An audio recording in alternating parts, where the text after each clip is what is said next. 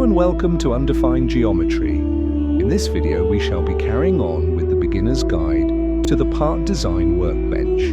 Let's have a look at the pocket command. If you are enjoying these videos, please subscribe. You could also add a comment of what you would like to see in future episodes.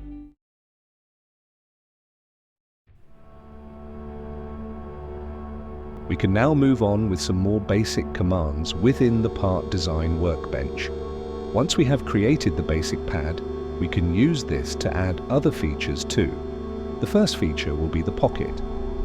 The pocket feature is created in the same way as the pad, with a sketch. The only difference is that the pocket needs a feature to be removed from. So let's create a pocket. Select the pocket icon, then select the top face of the pad. This will link the sketch to the top face of the pad. Next, create the required profile. Click Exit, and then the depth of the pocket.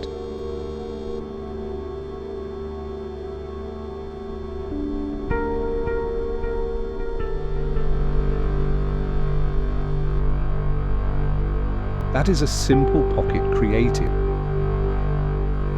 Notice that the pocket is added to the tree. We can edit the pocket by picking the icon from the tree. We now have the pocket dialog box open. Notice it is the same as the pad definition dialog box,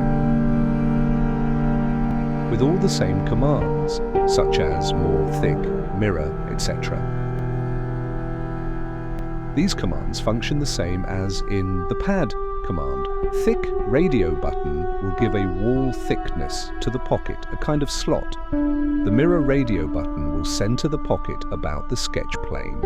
The type has the same functions as before, and you can also drive the pocket along a direction that is not normal to the sketch plane by using the normal to sketch plane radio button.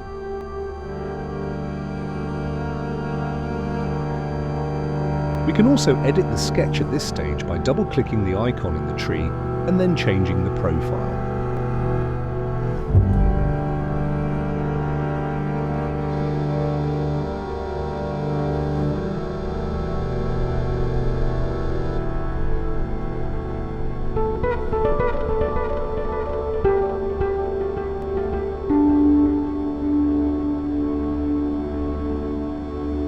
Exiting the sketch will update the pocket.